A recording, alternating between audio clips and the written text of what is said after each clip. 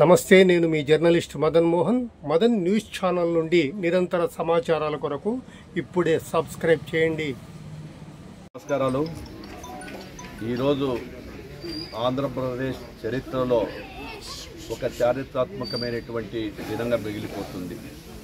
ఎందుకంటే తెలుగుదేశం పార్టీ మా ఆది నాయకుడు గౌరవనీయులు శ్రీ నారా చంద్రబాబు నాయుడు గారు మేనిఫెస్టోలో ఏదైతే పేద ప్రజలకు, వికలాంగులకు, వితంతువులకు, అదేవిధంగా మిగిలినటువంటి వారికి అందరికీ కూడా ఆ రోజు 3,000 రూపాయలు 3 నెలల బోనస్సు, 3,000 పింఛన్ను 4,000 చేస్తామని చెప్పి మేనిఫెస్టో పెట్టిన మాట ప్రకారము మాట తప్పకుండా మడమ తిప్పకుండా ఈరోజు ఏదైతే అధికారులు ఉన్నారో అందరి అధికారుల ద్వారా ఈరోజు పొద్దున్నే 6 గంటలకు ఈరోజు 4,000, 3,000 కలిపి ప్రతి ఒక్కరికి కూడా అర్హులైన ప్రతి ఒక్కరికి ఇవ్వడం జరుగుతూ ఉంది. అదేవిధంగా డయాలసిస్ చేసుకునే వారికి 15,000 రూపాయలు, అదేవిధంగా వికలాంగులకు 3,000 నుంచి 6,000 రూపాయలు, అన్ని వర్గాల వారికి కూడా ఇవ్వడం జరుగుతూ ఉంది. ఈరోజు లోటు బడ్జెట్ పెట్టి రాష్ట్రాన్ని దివాలా పరిస్థితుల్లో తీసుకువచ్చినప్పటికీ ప్రజలందరూ కూడా ఈరోజు మేనిఫెస్టోలో చెప్పిన విధంగా మా కూటమికి దాదాపుగా 164 సీట్లు ఇవ్వడం జరిగింది. ఇది ప్రజా విజయం. చంద్రబాబు నాయుడు గారు చెప్తే చేస్తారనే దానికి కారణాలు 2. గతంలో కూడా 200 పింఛన్లు 2,000 రూపాయలు చేస్తామన్నాం, చేశాము.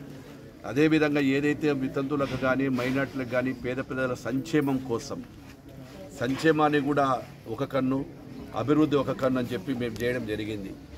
ఈ రాక్షస పాలన వచ్చిన తర్వాత అన్ని వర్గాల ప్రజలను మోసం చేస్తూ కేవలం బటన్ నొక్కుతున్నారని చెప్పి ఆ బటన్ నొక్కిన తర్వాత ఎవరికి ఎంతమందికి వచ్చిందో ప్రజలకు కూడా తెలుసు. ఈరోజు ఈ విప్లవాత్మకమైన మార్పులో జనం కోసం ఇంకా రేపు భవిష్యత్తులో ఏవైతే ఉన్నాయో 16,347 పోస్టులు భర్తీకి మెగా డిఎస్సికి ఫైల్ చేయడం జరిగింది. ల్యాండ్ టైటిలింగ్ యాక్ట్ తీసివేయడం జరిగింది. పింఛన్లను 3,000కు 4,000, జూలై నెల 3 నెలలది కలిపి 7,000 రూపాయలు ఇవ్వడం జరిగింది. అన్నా క్యాంటీన్లను కూడా మళ్ళీ ఎక్కడైతే గతంలో ఉన్నాయో వాటిని కూడా పునరుద్ధరిస్తూ ఉన్నాము. ఈరోజు మా చంద్రబాబు నాయుడు గారు ఒక్కటే, ప్రజలకు సంక్షేమం ఇవ్వాలి, పేద ప్రజలకు, అదేవిధంగా అభివృద్ధి కూడా చేయాలి. ఎప్పుడైతే ఇవి 2 సమానంగా చేస్తేనే రాష్ట్రం కానీ గ్రామాలు కానీ బాగుపడతాయి, పరిశ్రమలు వస్తాయి.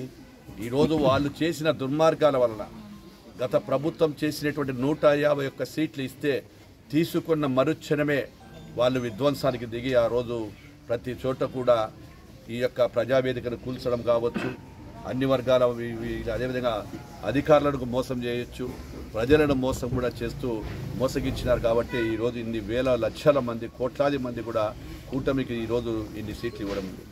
బాధ్యత ఉన్న 11 సీట్లు వచ్చినప్పటికీ ఈరోజు జగన్మోహన్ రెడ్డి గారు చెప్తున్నారు, నన్ను ఎందుకు తిరస్కరించారో తెలియదు, నన్ను హిమాలయాలకు పోవాలా అనేటువంటి వార్తలు బయటకు వస్తూ ఉన్నాయి. ప్రజలుగా ఆయన ఇప్పటికన్నా హిమాలయాలకు వెళ్ళిపోయి లక్షణంగా ప్రజాశాంతంగా ఉంటే ఇక్కడ ఉన్నటువంటి వాళ్ళ ఎమ్మెల్యేలు 11 మంది అయినా ప్రశాంతంగా బతుకుతారు. అదేవిధంగా ఎవరైతే ఉన్నారో ఉన్నటువంటి వైఎస్ఆర్సీపీలన్నా ఏదో ఎక్కడో చోట కాలపం చేసుకుంటారు తప్ప ఆయన హిమాలయాలకు పోవాలనే ప్రజలు కోరుకుంటూ ఉన్నారు. ఎందుకంటే మేము గెలిచి 20 రోజులు కాలేదు, అప్పుడే మా మీద ఈ విధంగా తిరిగి కామెంట్ చేయడం మొదలు పెడతా ఉన్నారు. పిల్లలకు అది ఇవ్వలేదు, ఇది ఇవ్వలేదు, ఇంకా మీరు అవి చేయలేదు అంటే కనీసం మనిషి